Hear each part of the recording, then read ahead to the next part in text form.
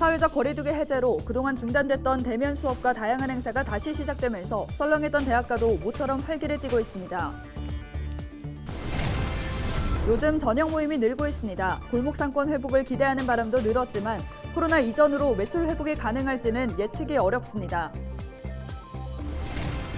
민간 개발이 시작된 창원 대산공원 공공주택 아파트 분양이 최근 높은 경쟁률을 기록했습니다.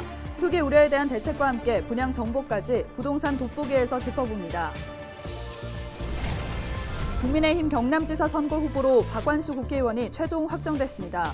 민주당은 신상훈 도의원과 양문석 위원장의 경선으로 다음 주 최종 후보를 정합니다.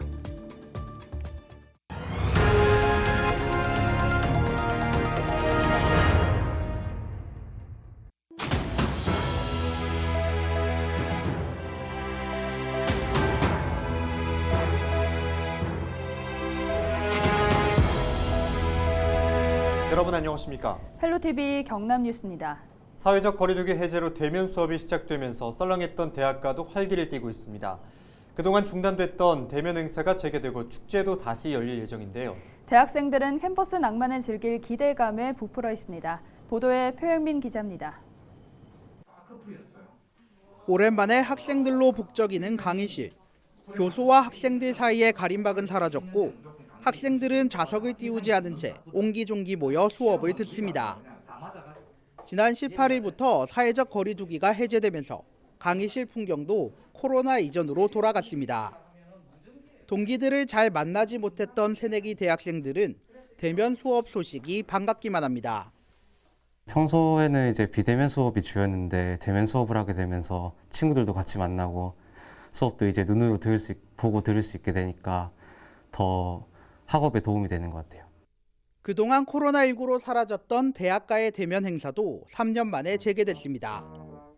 합창과 연주 등 학생들의 거리 공연과 함께 플리마켓 등의 행사가 교내 곳곳에서 열려 일상 회복의 시작을 알렸습니다. 각종 대면 행사가 재개되면서 대학 캠퍼스마다 모처럼 활기가 돌고 있습니다. 특히 입학 이후 수업조차 제대로 들을 수 없었던 3학년 학생들은 이제야 캠퍼스의 낭만을 만끽합니다. 코로나 때문에 학교 생활도 좀 침체되고 암울한데 이제 거리두기 풀리면서 이렇게 활발하게 다른 학생들과 소통도 할 수 있고 이런 행사 되게 많이 했으면 좋겠습니다. 교내 행사뿐만 아니라 MT와 동아리 활동 등 학생 단체 활동도 재개 움직임을 보이고 있습니다. 특히 지역 대학마다 취소했던 봄 축제는 소규모 축제로 대신하거나 가을로 연기해 열릴 예정입니다. 축제가 2학기 때로 미뤄지는 바람에 1학기 때 좀 빈 공간이 생기게 돼서 소규모 축제를 한번 진행을 하려고 합니다. 그리고 또 저희의 올해 목표는 이제 대학생활의 일상 회복을 이제 목표로 삼고 옛날부터 해왔던 행사들도 다 진행을 할 거고요. 사회적 거리두기 해제와 함께 일상 회복의 첫 발을 내디딘 대학생들. 설레는 마음으로 달라지는 대학 생활에 적응하고 있습니다. 헬로TV 뉴스 표영민입니다. 네, 이처럼 활기를 되찾은 대학가를 보니까 괜히 저까지 설레는 것 같아요. 네, 저도 그렇습니다. 게다가 거리두기가 해제되면서 저녁 모임이 늘고 있고 특히 골목 상권 회복을 기대하는 바람도 높아졌는데요. 그런데 코로나19 이전으로의 매출 회복이 가능할지는 예측하기가 어렵다고 합니다. 왜일지 이관성 기자가 보도합니다. 거리두기 해제 이후 도심 상업지역 일부엔 발길이 늘고 있지만 골목 상권은 여전히 코로나 이전 모습을 되찾지 못하고 있습니다. 영업 제한 시간과 상관없이 늦은 시간까지 사적 모임을 갖는 일들이 크게 줄었기 때문입니다. 해제됐지만 그러니까 습관화된 것 같아요. 이제 밥을 먹어가면서 이렇게 가볍게 한잔하는 이런 문화들이 이제 종전에는 그 코로나 이전에는 그냥 일상적으로 있었는데 그 일상이 좀 바뀐 것 같아요. 지난해 말 중소벤처기업부가 발표한 2020년 소상공인 실태 조사를 보면 코로나 1년 차였던 2020년 소상공인 영업이익은 2019년보다 절반 이상 감소했습니다. 예술 스포츠 여가 업종은 85.2% 감소했고 교육 서비스 업종은 66.4%, 숙박 음식점 업종은 56.8% 감소했습니다. 한 해가 더 지나고 사회적 거리두기가 해제되면서 코로나 이전 모습을 다시 기대하고 있지만 쉽지 않을 전망입니다. 상인들은 코로나가 남긴 생활 습관과 소비 성향이 거리두기 해제 이후 상당 기간 지속될 것이라고 보고 있습니다. 매출 회복이 쉽지 않을 것이라는 걱정을 안고 있는 겁니다. 이게 금방 풀리진 않을 것 같고 시간이 많이 걸릴 것 같아요. 지금 다 소상공인들이 다 대출을 거의 다 받은 상태잖아요. 힘들어서. 그러면 풀린다 그래도 그걸 벌어서 또 그거 갚아야 나가야 되잖아요. 음식점에서는 이제 직접 와서 사 먹는 손님이 줄고 포장해 가거나 배달을 시켜 먹는 경우가 늘었습니다. 배달 수수료가 늘면 음식값을 올리거나 영업이익을 줄여야 하는데 손님이 많지 않은 가게는 음식값을 올리기 어렵습니다.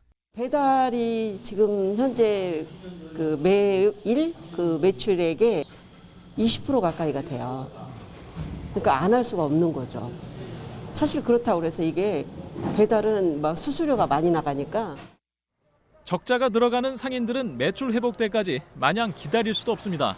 기간이 2년이 넘다 보니까 이거를 폐업을 해야 되나. 폐업을 하면은 이것도 원상복귀를 시켜야 되잖아요. 또 뭐 사업자 그 폐업을 하면은 정부에서 대출 소상공인 받은 거를 다 갚아야 된다고 그러더라고요. 사회적 거리두기 해제를 기다려온 자영업자들은 그동안 바뀐 소비 문화에 적응하며 다시 살 길을 찾아야 합니다. 코로나 이전 모습을 되찾는다는 건 현실과 거리가 먼 이야기로 들립니다. 헬로티비 뉴스 이관서입니다.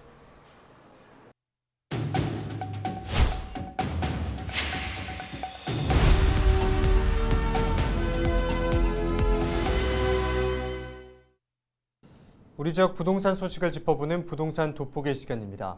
공원 일몰제 이후 민간 개발이 시작된 창원시 대산공원을 알고 계실 텐데요.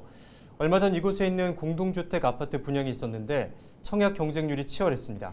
투기 우려에 대한 대책과 함께 분양 정보 알아봅니다. 박혜수 개업 공인중개사 연결돼 있습니다. 중개사님 안녕하십니까? 네, 안녕하십니까. 저는 성산구에서 개업 공인중개사로 일하고 있는 박혜숙입니다. 네, 예상했던 대로 지난 19일 창원시 대산공원에 있는 첫 번째 분양 아파트의 청약 경쟁률이 높았다고 하던데요. 어느 정도였습니까? 경쟁률은 1779세대 모집에 21,550세대가 청약을 했고 최고 경쟁률은 84제곱미터에 78.77대 1의 경쟁률을 보이고 있었습니다. 면적이 클수록 경쟁률은 상대적으로 낮은 편이었습니다. 이 아파트는 21년 말부터 분양을 계속 기다리고 있었고 위치나 분양가가 조금씩 공개되면서 사람들 관심도 계속 높아지고 있었는데요. 그러다 보니까 까다로운 청약 조건에도 불구하고 많은 분들이 청약에 도전한 것 같습니다. 네, 대산공원 내 아파트 분양이 이렇게 경쟁률이 높았던 이유는 무엇입니까? 첫 번째로는 성산구의 좋은 분양가라는 점입니다. 5년 전 2016년 분양했던 창원 유니시티 아파트를 많이 기억하실 텐데요. 그 당시 분양가가 84제곱미터가 약 4억 6천만 원이었습니다. 근데 최근 5년이 지난 최근에 분양했던 이 대산공원 아파트가 같은 면적으로 5억 원이니까요. 가격적인 메리트가 제일 큰 것 같고요. 두 번째로는 적당한 위치의 숲세권이어서 그런 것 같습니다. 공원 특례화 사업을 통해서 83만 제곱미터의 대산공원을 개발하고 또 주변에 초, 중고, 마트, 대형 병원도 많이 멀지 않은 곳입니다. 아무래도 청약 경쟁률이 높다 보니 일각에서는 투기 열풍을 우려하고 있습니다. 투기로 이어질 가능성은 어떻습니까? 저는 개인적으로는 투기 열풍은 좀 어렵지 않을까 합니다. 이유로는 먼저 청약 조건이 많이 까다로웠습니다. 청약 통장 가입 기간이 2년경과 세대주만 가능했고 창원시 거주 1년 이상, 무주택자만 가능했죠. 1주택자는 약간 예외사항이 있었습니다. 이 모든 조건을 갖춘 경우에만 청약을 할 수 있었습니다. 그리고 더 어려운 이유는 청약에 당첨되면 피를 받고 팔 수 있는 전매라고 하지 않습니까? 그 전매가 3년 동안 불가능하다는 점입니다. 그 이유는 성산구가 규제 지역으로 조정 지역이다 보니까 3년 동안 분양권 전매는 불가능하게 되는 거죠. 그러니까 이 이유는 무주택자 실소유자가 이제 내 집 마련 기회로만 하도록 한 것이 아닌가 생각됩니다. 앞으로 창원 성산구의 분양 소식이 계속해서 있는 걸로 알고 있는데요. 이번 기회에 내 집 마련을 좀 하고 싶다. 이런 분들께 도움이 될 만한 정보가 있을까요? 정확한 일정은 아직 나오진 않았지만 몇 개월 후에 상하공원 내에서 롯데건설에서 분양 예정인 아파트가 있습니다. 여기도 대단지이고 대산공원과 비슷한 경쟁률이 예상되고 관심도도 높은 편입니다. 그리고 대원 3지구에서 재건축을 하고 있는 에일리넷들 아파트도 관심도가 높은 곳입니다. 그동안 아파트가 급상승하는 동안 내 집 마련을 못해서 상대적으로 상실감을 느끼는 분들이 많으실 텐데요. 내 집 마련을 하는 좋은 계기가 되면 좋겠습니다. 네, 박혜숙 중개사님 오늘 말씀 잘 들었습니다. 네, 감사합니다. 지금까지 부동산 돋보기였습니다.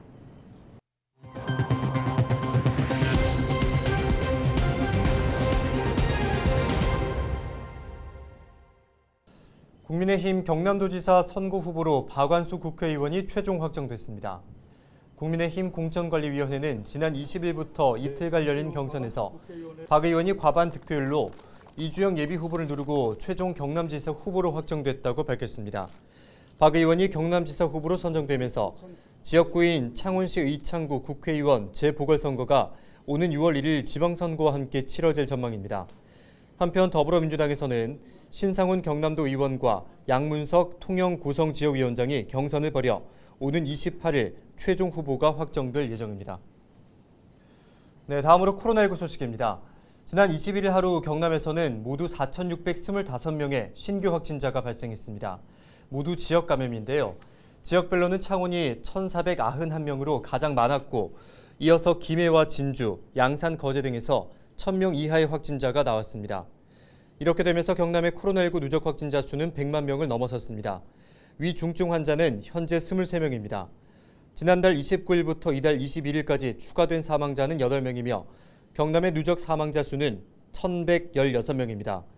경남의 코로나19 예방접종률은 인구 대비 3차 접종이 63.9%, 4차 접종은 1.3%로 집계됐습니다. 고성군의 추가 경정 예산안 처리를 위해 열린 군의회 임시회가 의결 정족수 부족으로 끝이 났습니다. 지난 18일 집회 공고를 낸 고성군의회는 22일 오전 10시 임시회를 소집했습니다.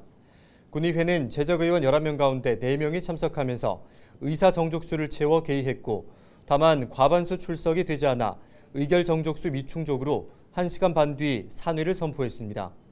군은 지난달 16일 6,700억 원 규모의 추경안을 군의회에 제출했습니다.